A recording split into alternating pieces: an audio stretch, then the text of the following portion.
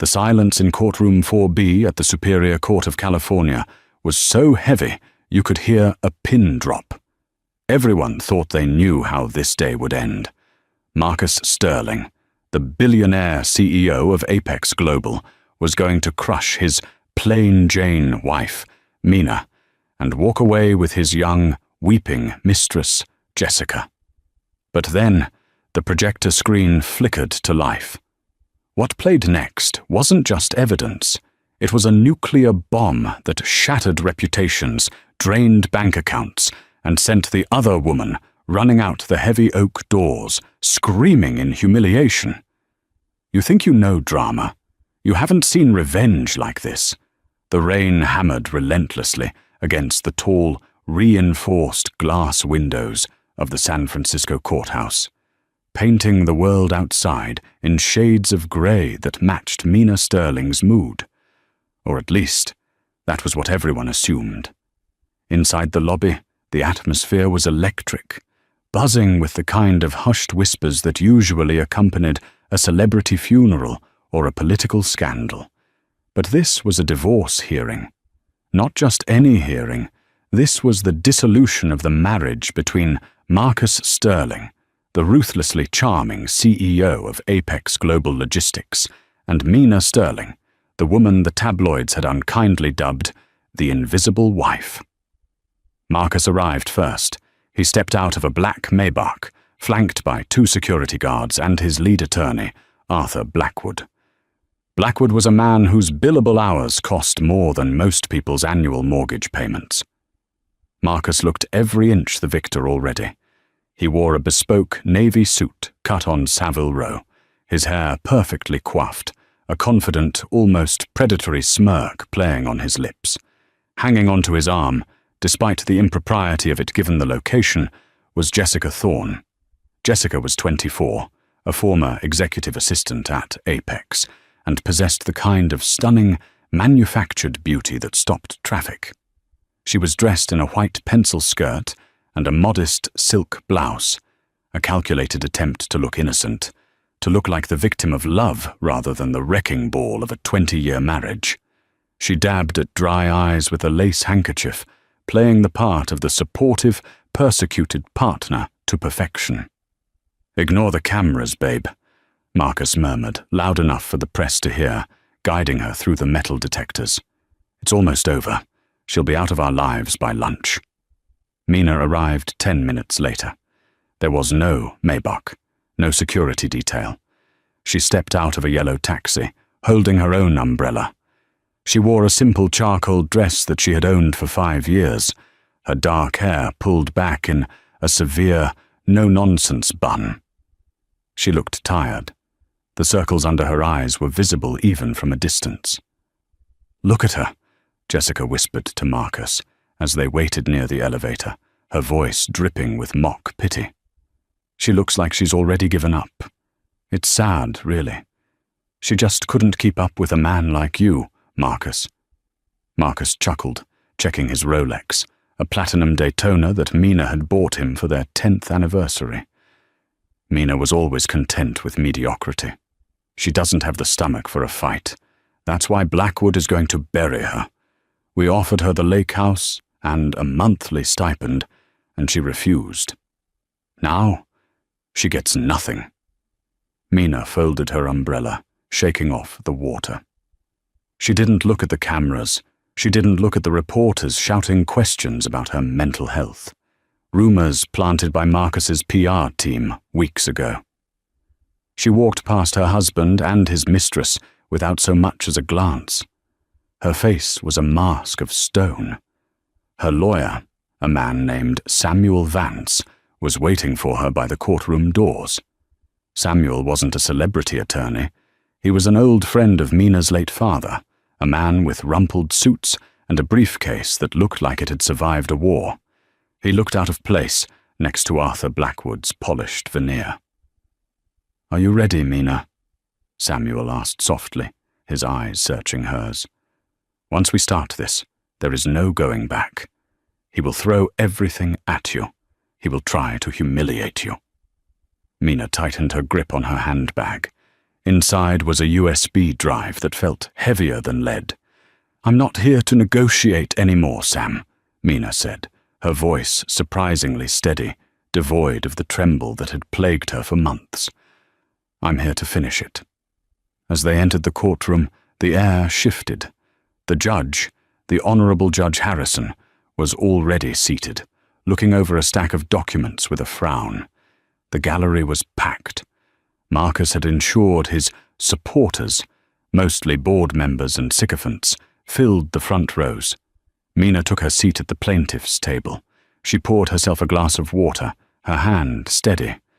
Across the aisle, Marcus leaned back in his leather chair, winking at Jessica, who sat in the front row of the gallery, clutching her purse like a shield. "All rise," the bailiff announced. The hearing began with the usual procedural drones, but the tension was thick enough to choke on. Arthur Blackwood stood up first. He buttoned his jacket, buttoning up his arrogance with it. He walked toward the judge, resting a hand on the podium. "Your Honor," Blackwood began, his voice a smooth baritone that commanded attention. "We are here today because my client, Mr. Sterling, has been trapped in a loveless, abusive marriage for years. We intend to prove that Mrs. Sterling has not only been financially irresponsible, but has exhibited unstable behavior that makes her unfit to manage any significant assets. We are asking for the prenuptial agreement to be enforced strictly, and for Mrs. Sterling to be denied spousal support on the grounds of infidelity and mental cruelty." A gasp rippled through the courtroom. Infidelity. They were projecting Marcus's sins onto Mina. Mina didn't flinch. She just stared at the blank projector screen mounted on the side wall. Just wait, she thought. Just wait. Infidelity? Judge Harrison raised an eyebrow, peering over his spectacles. "That is a serious claim, Mr. Blackwood. Do you have evidence to support this?" "We do, Your Honor," Blackwood said, smiling like a shark sensing blood in the water. "We have sworn affidavits from staff members at the Sterling estate, the pool boy, the head of housekeeping, and even the personal driver. They all attest to Mrs. Sterling's illicit late-night activities, while my client was working tirelessly to build his empire." Marcus looked down at the table, feigning heartbreak. It was a performance worthy of an Academy Award. "Call your first witness," the judge ordered. "I call Jessica Thorne to the stand," Blackwood announced. Mina's lawyer, Samuel, stiffened, but Mina placed a calming hand on his arm. "Let her speak," she whispered. "Let her dig the hole." Jessica stood up, smoothing her skirt. She walked to the witness stand with a practiced vulnerability. She took the oath, her voice trembling just the right amount. "Miss Thorne," Blackwood began gently, "you were Mr. Sterling's executive assistant for 3 years, correct?" "Yes," Jessica said softly. "And in that time, did you have interactions with Mrs. Sterling?" "I did," Jessica sniffled. She would call the office constantly, screaming, threatening Marcus. She was paranoid. She accused everyone of sleeping with him. It was terrifying. I saw bruises on Marcus's arm once. He told me he fell, but I knew she had done it. Lies. Pure, unadulterated venom. "And regarding the nature of your relationship with Mr. Sterling?" Blackwood asked, leading the witness. "We are close now," Jessica said, looking lovingly at Marcus. "But while I worked for him, it was strictly professional. I only comforted him when he was broken by her cruelty. We only started dating after they separated. I respect the sanctity of marriage, Your Honor." "I really do." Mina felt a bubble of laughter rising in her chest, hot and acidic. Sanctity of marriage. Jessica had been wearing Mina's diamond earrings, stolen from the master bedroom, to the company Christmas party 2 years ago. "Thank you, Ms. Thorne," Blackwood said. "Your witness?" Samuel Vance stood up slowly. He didn't walk to the podium.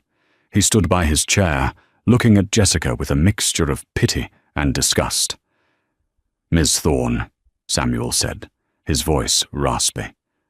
"You stated that your relationship with Mr. Sterling began after the separation date of August 1st, 2025. Is that correct?" "Yes," Jessica said firmly, her chin raised. "Absolutely. And you stated that Mrs. Sterling was abusive and paranoid?" "Everyone knew it," Jessica snapped, dropping the sweet girl act for a split second.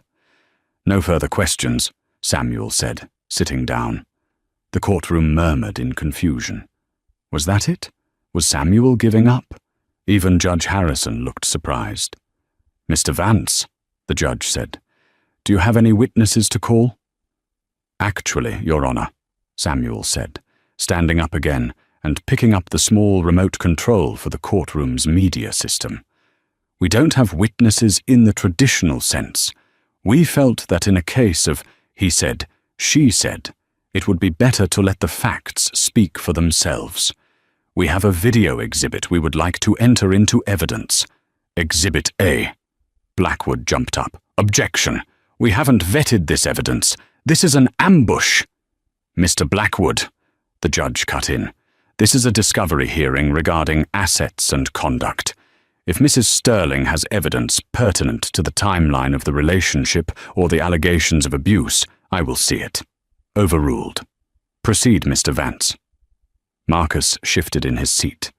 For the first time, the smirk faltered. He looked at Mina. She was finally looking back at him. Her eyes were cold, dark, and utterly empty of the love she had held for him for 2 decades. Samuel pointed the remote at the screen. "Please dim the lights," Samuel requested. The bailiff hit the switch. The room plunged into semi-darkness. The projector hummed to life, casting a bright blue square on the wall. "What you are about to see," Samuel narrated, his voice hard, "is a compilation of security footage from the Sterling residence, the Apex Global private jet, and the hallways of the Pierre Hotel in Manhattan. Footage that Mr. Sterling believed was deleted." The screen flickered. The date stamp in the corner read, "October 14th, 2023. 2 years ago." The scene was the living room of the Sterling mansion. The audio was crystal clear. Marcus was on the screen. He wasn't being abused. He was on the phone, pacing. "Listen to me, Arthur," the on-screen Marcus said. The courtroom froze. It was a call to his lawyer, the very man standing next to him. "I need you to hide the assets in the Cayman accounts. The Blue Sky Shell Company. Mina is getting suspicious about the late nights. If I have to divorce her, I want her to have nothing. Absolutely nothing. Transfer the $40 million from the joint account tonight." In the courtroom, Arthur Blackwood's face went pale. That was evidence of fraud and conspiracy to hide assets, a disbarable offense. But the video wasn't done. The scene cut, December 24th, 2023. Christmas Eve. Mina had been at her mother's hospital bedside that night. The video showed the master bedroom of the Sterling house. Marcus walked in, followed by Jessica Thorne. Jessica was wearing a Santa hat and very little else. "What about your wife?" The on-screen Jessica giggled, jumping onto the bed. Mina's bed. "Forget the old hag," Marcus laughed, pouring champagne. "She's at the hospital. Hopefully, her mother kicks the bucket soon so we can stop pretending to care. Once I secure the merger with Jenkins Tech, I'll kick Mina to the curb. But until then, you're my little secret, Jess." The courtroom gasped. It was a collective intake of breath that sucked the air out of the room. In the gallery, Jessica Thorne let out a strangled sound. On the screen, she was mocking Mina's dying mother. "Turn it off!" Marcus roared, jumping to his feet, his face turning a violent shade of crimson. "This is illegal. That's a violation of privacy." "Sit down, Mr. Sterling." Judge Harrison slammed his gavel, the sound echoing like a gunshot. "Bailiff, if he moves again, restrain him." Samuel didn't turn it off. There's more, Your Honor. The scene changed again. This was darker. March 15th, 2024. The interior of a car, a dash cam view facing inward. Marcus was yelling at Mina. "You are worthless!" Marcus screamed in the video. He backhanded her across the face. The sound of the slap was sickeningly loud over the courtroom speakers. Mina in the video crumpled against the door, sobbing. "You tell anyone about the offshore accounts, and I will bury you. I will tell everyone you're insane. Who are they going to believe, the billionaire or the housewife?" The video cut to black. The lights in the courtroom buzzed back on. For 3 seconds, nobody moved. Then, all eyes turned to Jessica. She wasn't the smug, crying victim anymore. She was trembling, her face patchy and red. The image of her laughing about a dying woman, sleeping in the wife's bed on Christmas Eve, was burned into everyone's retinas. The private names mentioned, the Pierre Hotel, the Jenkins Tech merger, the Blue Sky Shell Company, grounded the video in undeniable reality. These were verifiable facts.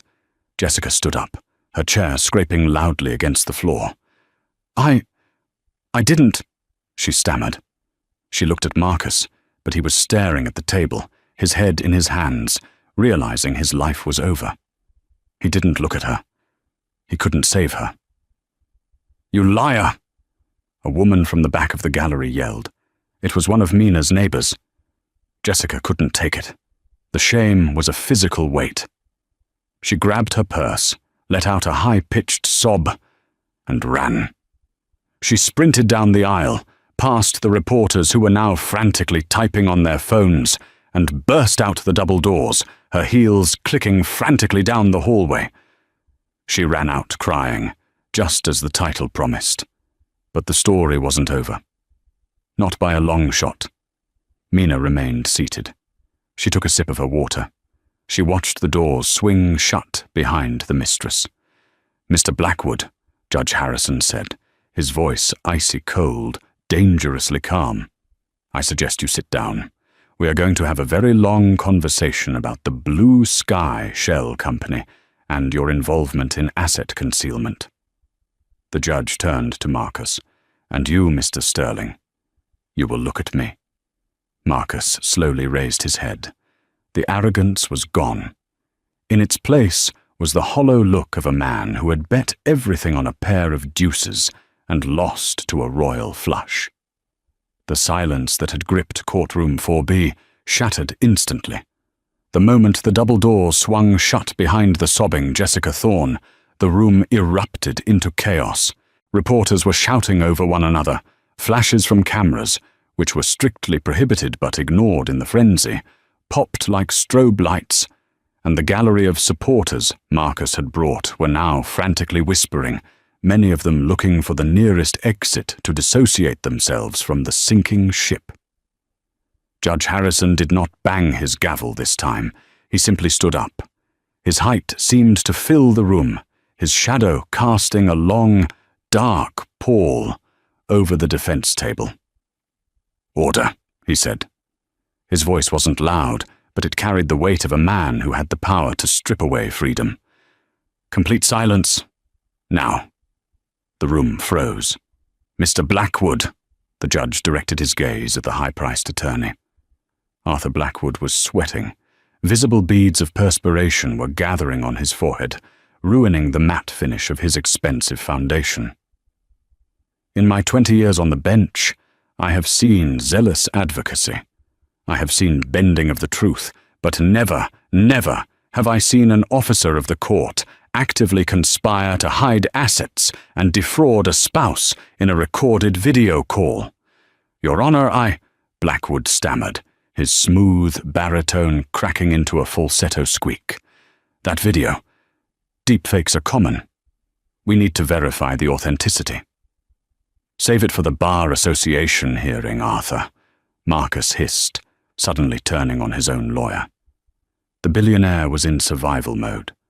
He stood up, smoothing his suit, trying to regain the alpha dominance that had served him well in boardrooms. "Your Honor, I would like to state for the record that I was acting on the bad advice of counsel. Mr. Blackwood assured me that these accounts were estate planning tools. I had no intention of— "Sit down, Mr. Sterling," Judge Harrison roared. The vein in the judge's temple throbbed. "You do not get to throw your co-conspirator under the bus to save your own skin. The video clearly shows you giving the order. You ordered the transfer to the Blue Sky Shell Company." Mina watched this implosion with a calm that was almost terrifying. She sat perfectly still, her hands folded in her lap.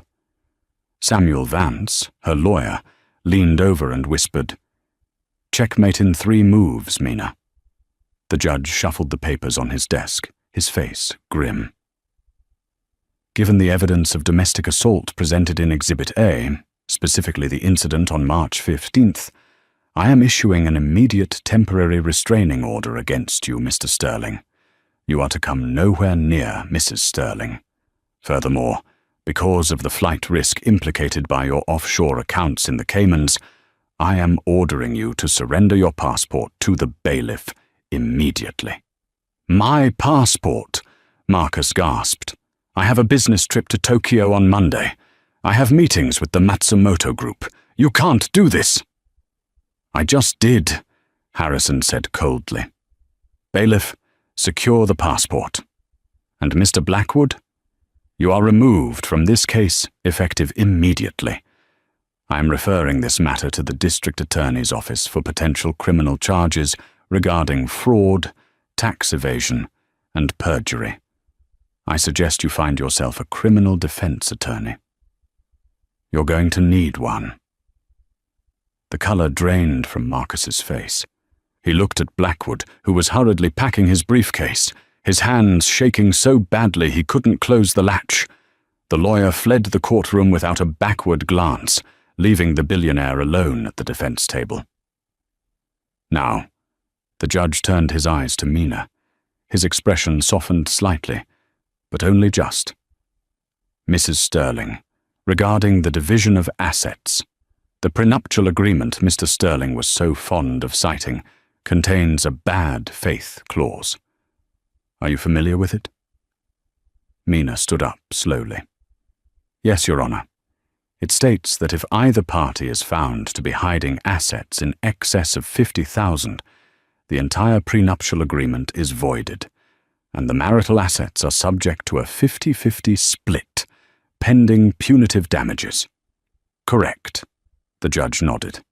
"However, given the severity of the fraud, the attempt to hide $40 million, and the documented abuse, I am inclined to go further. I am freezing all assets of Apex Global Logistics and the personal accounts of Marcus Sterling, pending a full forensic audit by a court-appointed trustee." "You can't freeze Apex," Marcus screamed, losing all composure. He slammed his fist on the table. "The company stops moving if the accounts are frozen. We have shipping lanes in the Atlantic. We have the Jenkins Tech merger signing tomorrow. You will bankrupt me." Mina turned to face him. For the first time since the hearing began, she spoke directly to him. "You bankrupt yourself, Marcus," she said. Her voice was low, but it carried to the back of the room. "You thought I was stupid. You thought because I stayed home and raised our son, who you haven't asked about once, by the way, that I didn't know how to read a balance sheet. You left your laptop open. You left your phone unlocked. You were so arrogant you didn't even think you needed a password around me. You hacked me?" Marcus snarled, his eyes wild. "I didn't hack anything," Mina replied smoothly. "I just paid attention. Something you haven't done in 15 years. The judge banged the gavel. "Court is in recess for 1 hour, while the bailiff processes the paperwork for the asset freeze. Mr. Sterling, do not leave this building. If you step 1 foot outside those doors, you will be arrested for contempt." The bailiff moved to stand behind Marcus, effectively taking him into custody without the handcuffs. As the room began to clear, Marcus slumped into his chair. The king of the world had been reduced to a prisoner in a suit. But as Mina packed her bag to leave for the recess, Marcus looked up, a spark of desperate malice returning to his eyes. He lunged, not physically, but verbally. "You think you've won?" he sneered, his voice dripping with venom. "Freeze the accounts. Fine. But the Jenkins Tech merger? That's my baby. Sebastian Jenkins is my friend. He won't sign with a company in probate. The deal will die, the stock will tank, and your 50% will be worth nothing. You're burning down the house to kill the spider, Mina. You'll walk away with half of zero." Mina paused. She looked at Samuel, then back at Marcus. A small, enigmatic smile touched her lips.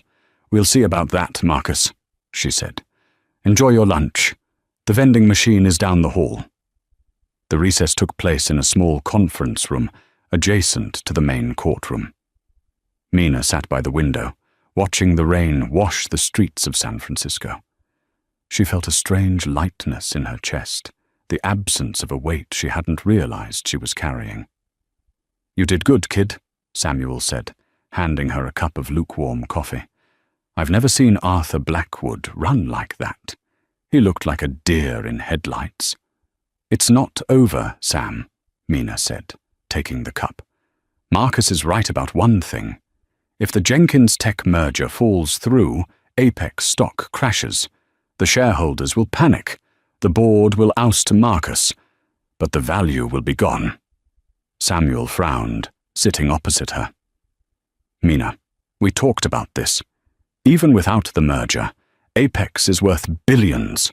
Half is enough for you and Leo to live like royalty forever."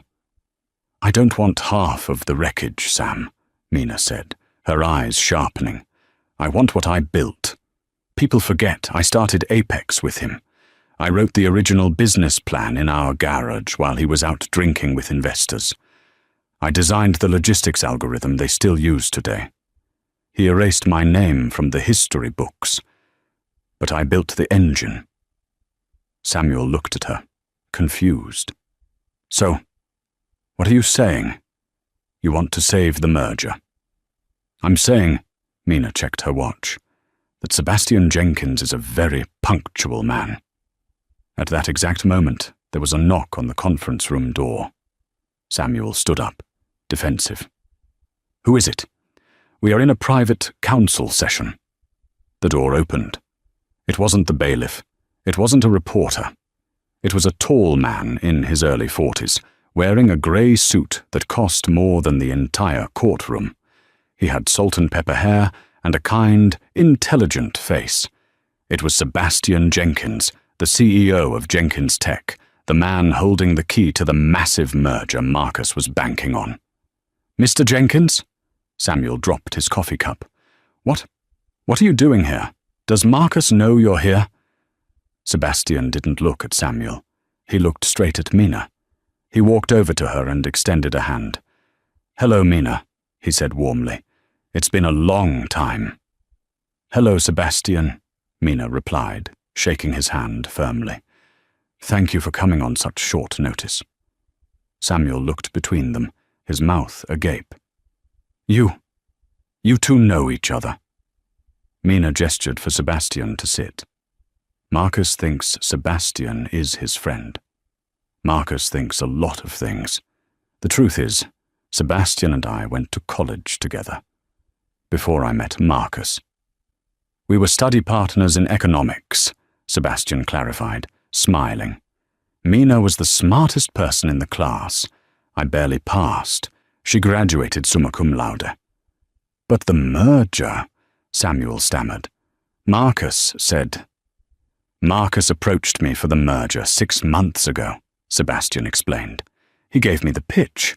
It was flashy, arrogant, and full of holes. I was going to say no. Apex under Marcus's leadership has been sloppy.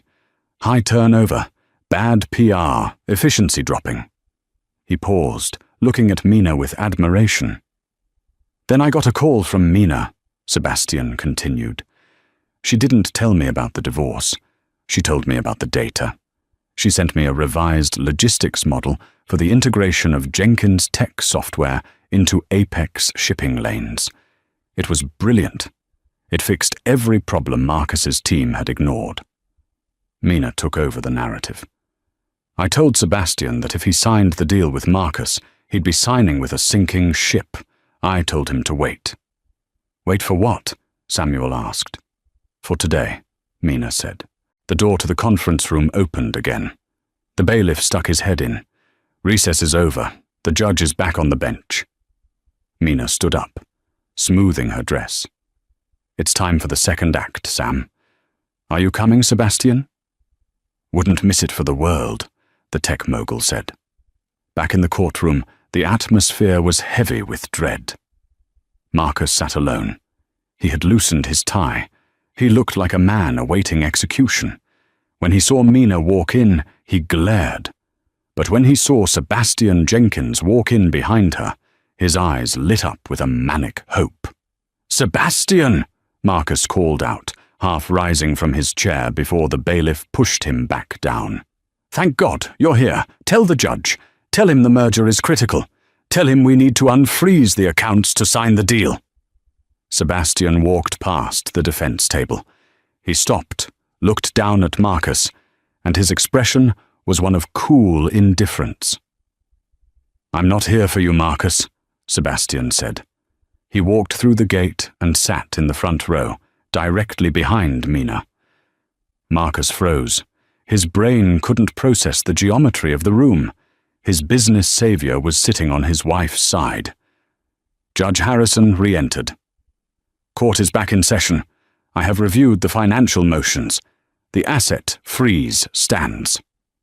"Your Honor," Marcus shouted, desperate now, "you are destroying the livelihood of thousands of employees.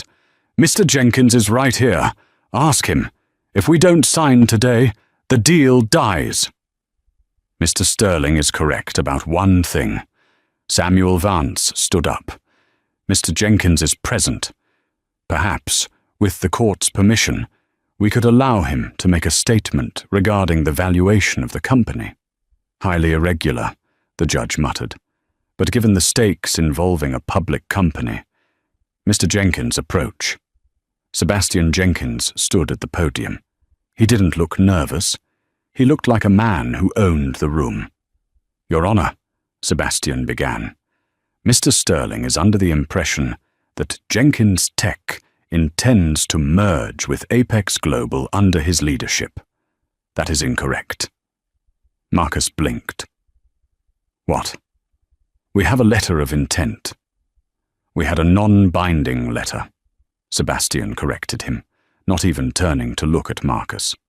"However, in light of the revelations regarding fraud and embezzlement revealed in this court today, Jenkins Tech is formally withdrawing its offer to merge with the current management of Apex." "You can't," Marcus screamed. "You're killing the company." "However," Sebastian continued, talking over Marcus, "we are prepared to present a new offer. Jenkins Tech is prepared to execute a hostile buyout of the controlling shares of Apex Global. We have the capital ready, but we have one non-negotiable condition." "And what is that?" Judge Harrison asked, intrigued. Sebastian pointed at the plaintiff's table. "We will only execute the buyout and save the company stock from collapsing if the new CEO and chairman of the board is Mina Sterling." The silence that followed was absolute.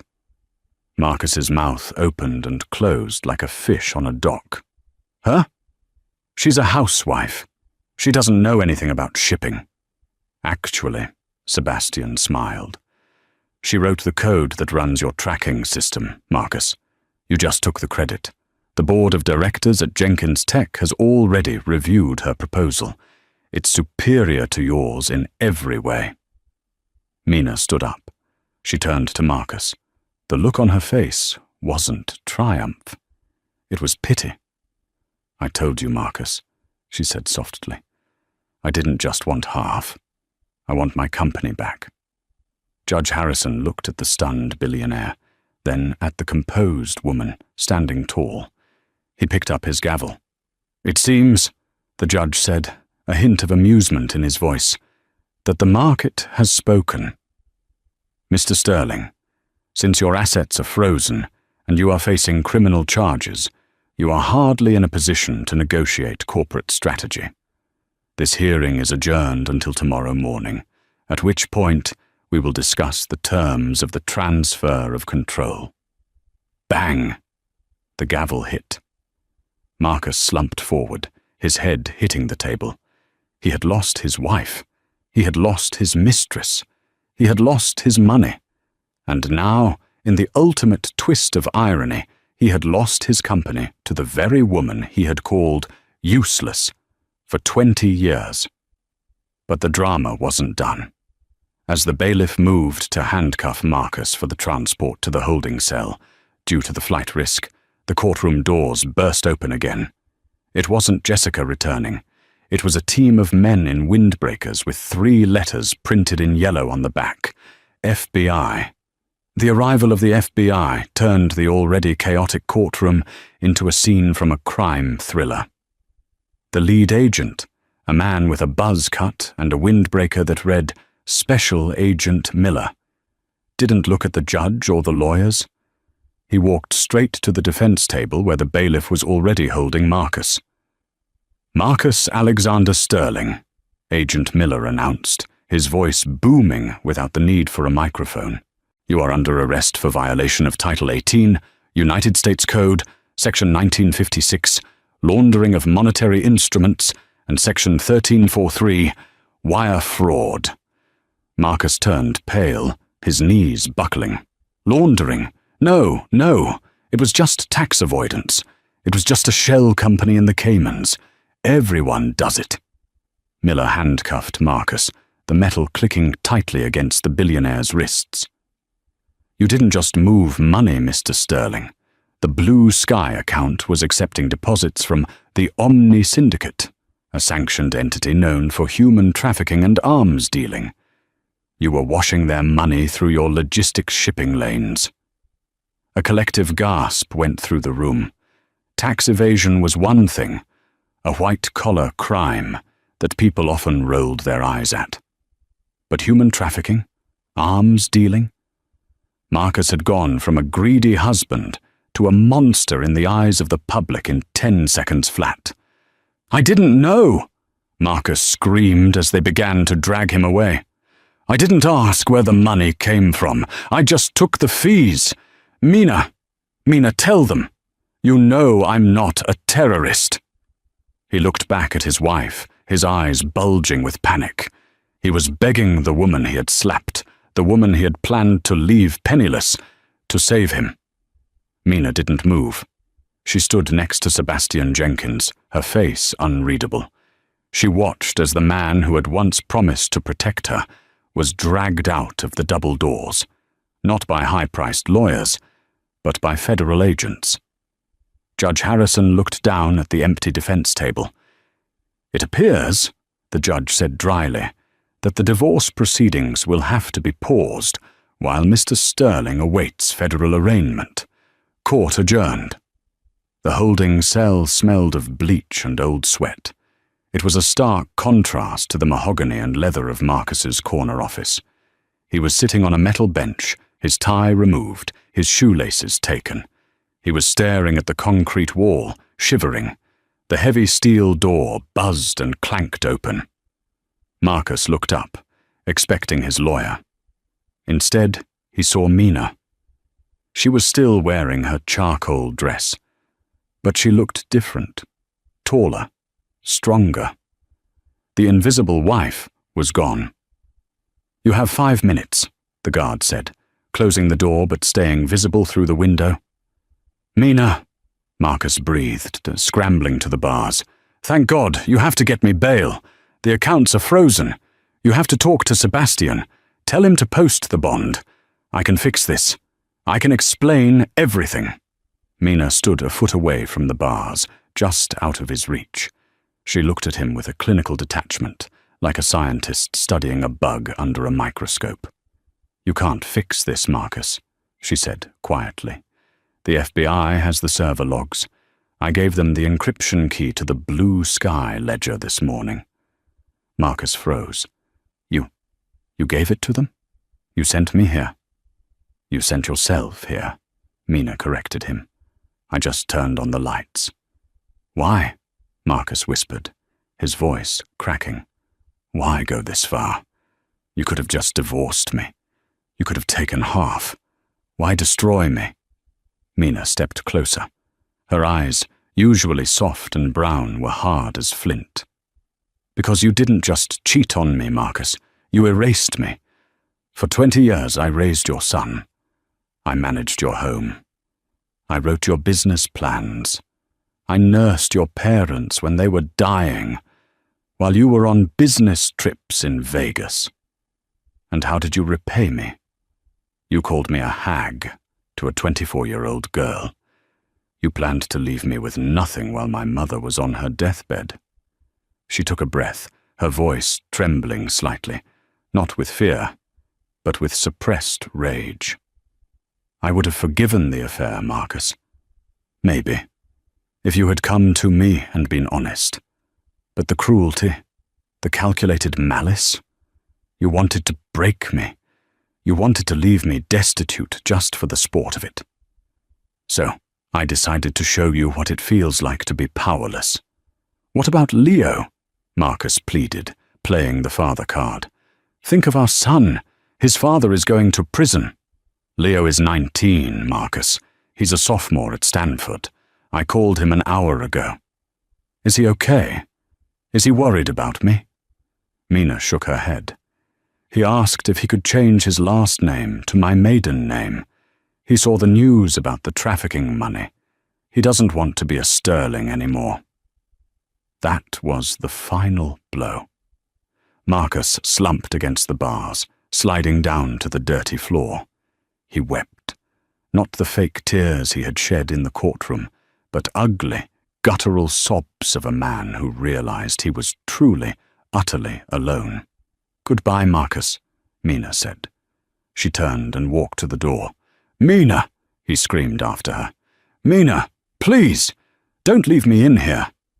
The heavy steel door slammed shut with a finality that echoed in his soul. While Marcus was rotting in a federal holding cell, Jessica Thorne was discovering that the life of a mistress is very expensive when the benefactor disappears. She had run from the courthouse in a blind panic, hailing a cab to the penthouse apartment Marcus rented for her in the Marina district. It was a stunning apartment with a view of the Golden Gate Bridge. She needed to grab her jewelry, her designer bags, and the cash Marcus kept in the safe. She would flee to Cabo until this blew over. She arrived at the building and rushed to the elevator. She pressed the button for the penthouse. Nothing happened. She pressed it again, harder.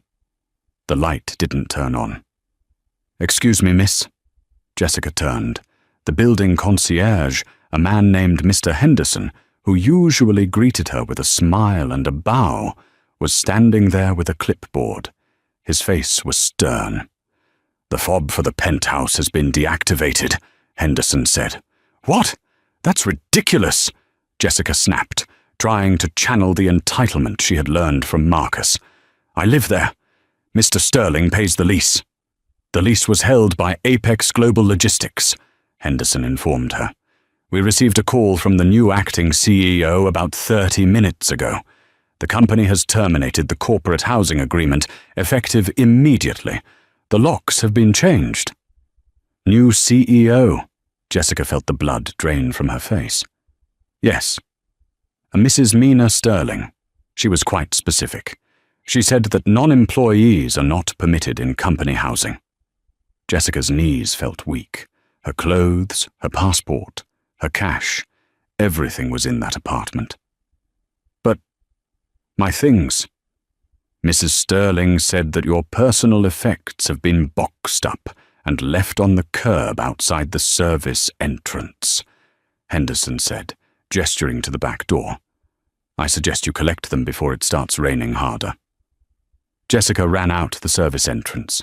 There, in the alleyway, next to the dumpsters, were 3 cardboard boxes. They were wet. She ripped them open. Her clothes were there, thrown in haphazardly. But the safe? The cash? Gone. She frantically dug through her purse. She still had the diamond tennis bracelet Marcus had given her for her birthday last week. He had told her it was worth $50,000. I can sell this, she thought. I can get enough for a plane ticket and a hotel. She hailed another cab, using the last $20 in her wallet, and went to a pawn shop on Mission Street. I need to sell this, she told the pawnbroker, slamming the bracelet on the counter. It's a Harry Winston, worth 50 grand. I'll take 20. The pawnbroker, a grizzled man with a loop in his eye, picked up the bracelet. He studied it for exactly 5 seconds. Then he laughed. Lady, this isn't Harry Winston. It's Harry Wilson. What? It's a knockoff, the man said, tossing it back to her. High-grade cubic zirconia set in silver-plated alloy. Nice shine, but it's costume jewelry. I've seen better stuff at the mall. I'll give you $50 for the metal weight. No, Jessica whispered. He said... He swore.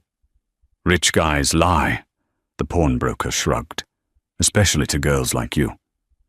Jessica stared at the fake diamonds. Marcus hadn't even loved her enough to buy her the real thing. She was just a cheap accessory to him, just like this bracelet. She walked out of the pawn shop into the pouring rain, clutching a box of wet clothes and a fake bracelet, with nowhere to go and no one to call. The rain had cleared, leaving the San Francisco sky a brilliant, piercing blue. The glass skyscraper of Apex Global gleamed in the sunlight. A black town car pulled up to the front entrance. The doorman, confused, stepped forward. He was expecting the usual stream of panicked executives. Instead, Mina Sterling stepped out. She wore a cream-colored power suit, tailored to perfection. Her hair was down, blowing in the breeze. She looked radiant. Sebastian Jenkins stepped out of the other side of the car, acting as her escort. They walked through the lobby. The silence was immediate. Employees stopped talking. Phones were lowered. All eyes were on the woman who had just taken down the tyrant. Mina walked straight to the elevator bank. She didn't need a key card. Sebastian swiped his override pass. They rode to the top floor, the C-suite. When the elevator doors opened, the executive assistants jumped up. "Mrs. Sterling," one of them gasped. We didn't know you were coming in so soon." "I have a company to run," Mina said pleasantly. "Please call an all-hands meeting for the senior staff in the boardroom in 10 minutes. She walked down the hallway, past the portraits of Marcus that lined the walls. "Have maintenance take those down," she said to Sebastian, gesturing to the photos. "I want art up there. Maybe some landscapes, something peaceful." She reached the CEO's office, Marcus's office. The door was open. Inside, Arthur Blackwood, Marcus's former lawyer, was frantically shredding documents. Mina cleared her throat. Blackwood jumped, dropping a stack of files. "Mina, I was just preserving client privilege." "You're trespassing, Arthur," Mina said, walking over to the desk. She ran her hand along the mahogany surface. "And you're destroying evidence. The FBI is downstairs seizing the servers, but I imagine they'd be very interested in what's in that shredder." Blackwood turned white. "Get out," Mina said softly. "Security is waiting for you at the elevator." Blackwood grabbed his briefcase and ran. Mina walked behind the massive desk. She sat down in the leather chair. It was too big for her, adjusted for Marcus's ego. She reached under the seat and pulled the lever, lowering it, adjusting it until her feet were firmly planted on the floor. She spun the chair around to look out the window at the city below. The bay was sparkling. The ships in the harbor, Apex ships, were moving. Sebastian stood in the doorway, smiling. "How does it feel?" Mina took a deep breath. It didn't feel like revenge anymore. It felt like justice. It felt like coming home to a house she had built, but was only now allowed to live in. "It feels," Mina said, picking up a pen, "like there is a lot of work to do." She pressed the intercom button on the desk. "This is Mina Sterling," she said, her voice projecting into every office in the building. "The Jenkins Tech merger is officially signed. We are implementing a new payroll structure today. No more bonuses for the executives until the warehouse staff gets a 15% raise. Let's get to work." 6 months later, the rain had returned to San Francisco, but inside the federal courthouse, the air was dry and stale. This time, the courtroom was packed for a different reason. It wasn't a divorce hearing. It was a sentencing. Marcus Sterling stood before Judge Harrison. The bespoke suits were gone, replaced by an orange jumpsuit that washed out his complexion. He had lost 30 pounds. His hair was thinning. He looked like a ghost of the titan he used to be. "Marcus Alexander Sterling," Judge Harrison read from the file, his voice echoing with finality. "You have pleaded guilty to wire fraud, money laundering, and conspiracy. The damage you have done to the reputation of legitimate commerce is severe. But the damage you intended to inflict on your family was, in this court's opinion, a window into your character." Mina sat in the back row. She wasn't there to gloat. She was there to witness the closing of a chapter. "I sentence you to 12 years in federal prison to be served immediately," the judge declared. "Additionally, restitution of $40 million is ordered." The gavel banged. As the marshals led Marcus away, he turned his head. He scanned the room, his eyes locking onto Mina. He opened his mouth to speak, perhaps to beg, perhaps to apologize. But no words came out. The steel doors swallowed him whole. Mina didn't cry. She didn't smile. She simply stood up, adjusted her coat, and walked out into the hallway. "Are you okay?" Sebastian Jenkins was waiting for her, holding 2 umbrellas. "I am," Mina said, taking one. "I finally am." They walked out of the courthouse and down the street. They decided to stop for coffee at a small cafe near the financial district. The line was long, filled with office workers rushing back to their desks. When they reached the counter, the barista kept her head down, frantically wiping a spill. "I'm so sorry, I'll be right with you," the barista mumbled, her voice cracking with stress. "My manager is watching me."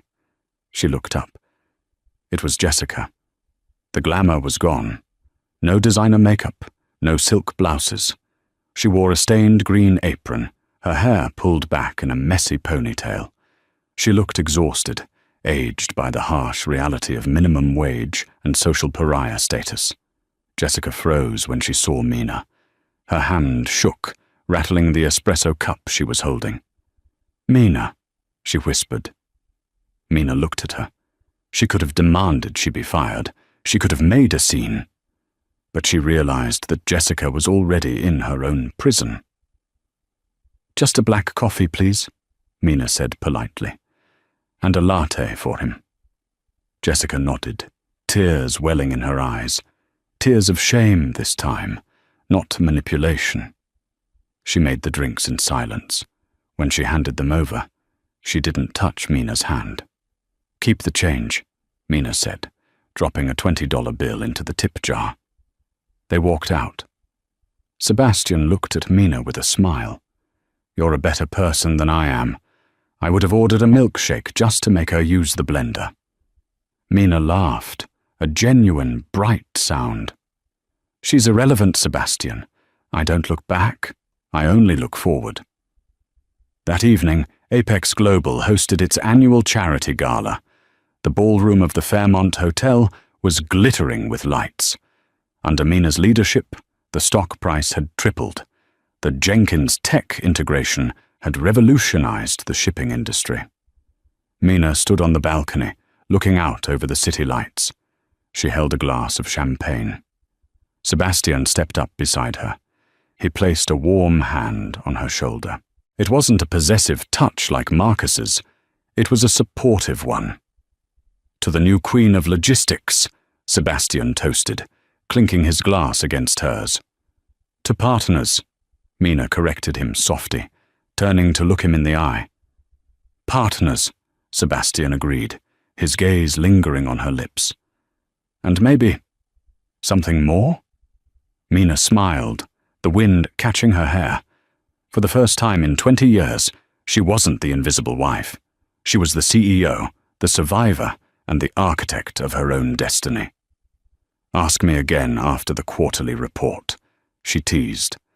But as she looked at him, and then out at the vast, open sky, she knew the answer was already yes. And that is how the tables turned. Marcus thought he held all the cards. He thought money and intimidation could silence the woman who built his life. But he forgot the most important rule of all. You never truly know someone until you try to destroy them. Mina didn't just survive, she thrived. She took the bricks he threw at her and built a castle he could only dream of entering. It's a reminder to all of us that dignity, intelligence, and patience are the most powerful weapons you can wield. The truth always has a way of playing out on the big screen, eventually. Wow, what a ride.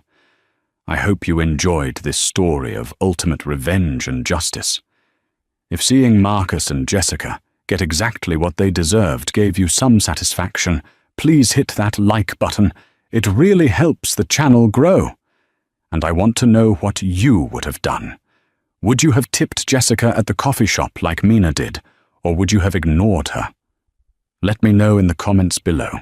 Don't forget to subscribe and ring the notification bell so you never miss a new story. Thanks for watching, and I'll see you in the next